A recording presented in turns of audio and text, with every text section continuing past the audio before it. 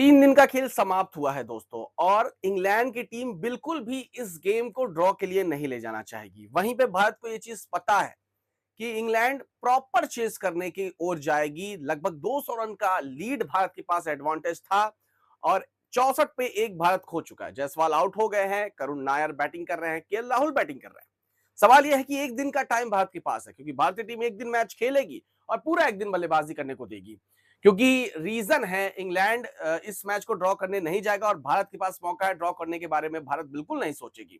64 run Bharat ने बना लिए हैं और सवाल ये उठ रहा है कि भारत को इस एक दिन के अंतर में कितना स्कोर बनाना। लगभग अगर वो भारतीय टीम 400 रन बना ले जाती है तो भारत के पास लगभग 600 रन का आंकड़ा होगा और इंग्लैंड की टीम इस आंकड़े को चेस करने जाएगी। इंग्लैंड का सिंपल सा सेटअप है, वो कभी भी टेस्ट को ड्रॉ करने के लिए नहीं जाती। उनका बेस्ट बॉलर उनके ब्रेंडन मैकलम ने जो एक टैक्टिक अपनाई है वो उसी पे खेलते हैं। वो हार जाएंगे लेकिन ड्रॉ के लिए नहीं जाएंगे और मुश्किल ही है, अगर वो इस टैक्टिक पे जाते हैं तो बेसबॉल फेल हो जाएगा दोस्तों।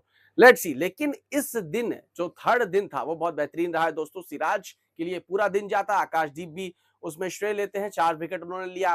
भारतीय टीम की कमजोर कड़ी भारत के स्पिनर्स। जी हाँ दोस्तों, थोड़ा सा टैक्टिक्स पे नजर डालते हैं। भारतीय गेंदबाजी को अगर हम देखें तो कहीं ना कहीं भारतीय गेंदबाज ने बहुत अच्छी गेंदबाजी की। सिराज और आकाशदीप की बात करें, लेकिन बाकी गेंदबाजों ने डिसअपॉइंट किया। प्रसिद्ध कृष्णा पहले मैच में बहुत पिटाई हुई लेकिन उसके बाद भी इस मैच में अपनी झाग नहीं छोड़ पाए, गंदी तरीके से पिटे। आकाशदीप 20 ओवर में 88 रन, थोड़ी सी पिटाई हुई है लेकिन 4 विकेट्स लिए इंपॉर्टेंट मोड्स पे जब जरूरत थी, क्योंकि स्पिनर्स अच्छा नहीं कर रहे थे। सिराज ने 19.3 ओवर में अच्छे रन रेट के साथ 70 रन दिया और 6 विकेट्स लिए। तो सिराज एक चौथे कंट्री में जाकर एक और फाइफर ले लिए हैं। उसके बाद प्रसिद्ध कृष्णा 13 ओवर में 72 रन। सबसे ज्यादा पिटाई अगर किसी की हुई है तो कृष्णा भाई की हुई है 5.5 रन रेट से। और नीतीश रेड्डी 6 ओवर में 29, रविंद्र जडेजा 17 ओवर में 70, वॉशिंगटन सुंदर। ये दो खिलाड़ी के ऊपर बात करने की सबसे ज्यादा जरूरत है क्योंकि इन्हीं दो खिलाड़ी को के लिए सबसे ज्यादा तू मैं चल रही थी कि कुलदीप यादव को टीम में लिया जाए कि सुंदर को लिया जाए। तो कहीं ना कहीं जडेजा को बैठा के सुंदर को खिला लिया जाए और कुलदीप को खिला लिया जाए। तो ये जो टैक्टिक थी भारत की वो फेल हुई। यहाँ पे भारत फेल हुआ। सब कुछ अभी पक्ष में भारत के है लेकिन जो कमजोरी है उस पर बात करना बहुत जरूरी है। कुलदीप यादव के ना रहने से सुंदर और जडेजा ने टीम को फायदा नहीं दिलाया और एक सिंगल विकेट नहीं लिए। सामने वाला जो स्पिनर गेंदबाज है वो विकेट लेता है। तो ये भारतीय टीम की एक कमजोर कड़ी थी दोस्तों। प्रसिद्ध कृष्णा तीसरी कमजोर कड़ी गेंदबाजों के रूप में, क्योंकि जो विकेट्स मिले हैं वो सिर्फ आकाशदीप और सिराज को मिले हैं और किसी ने इंपैक्ट भी नहीं डाला है, प्रेशर भी नहीं बनाया है। प्रेशर एक सिंगल गेंदबाज इन दोनों के अलावा नहीं बना पाया भारतीय टीम में।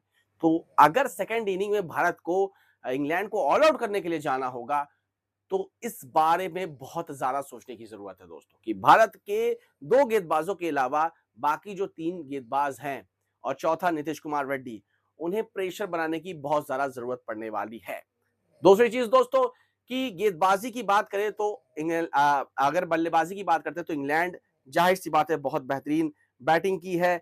मिड ऑर्डर में हैरी ब्रुक और जेमिस स्मिथ 200 रन से चूक गए दोस्तों, लेकिन बहुत एग्रेसिव बल्लेबाजी। प्रसिद्ध कृष्णा के एक ओवर में 25 मारा। लगातार मौके मिल रहे हैं, चौके छक्के की बारिश। ऐसा लग ही नहीं रहा था कि हम ऐसा लगा था कि हम T20 मैच देख रहे हैं, क्योंकि जिस तरह से वो गेम प्ले के साथ गए, प्रॉपर बेसबॉल क्रिकेट चल रहा था और हैरी ब्रुक ने 158 पे आउट हुए। तो कहीं ना कहीं इंग्लैंड ने भारतीय टीम को डोमिनेट किया था एक टाइम पर, लेकिन उसके बाद आकाशदीप और सिराज ने वापसी की और गेम में लाए।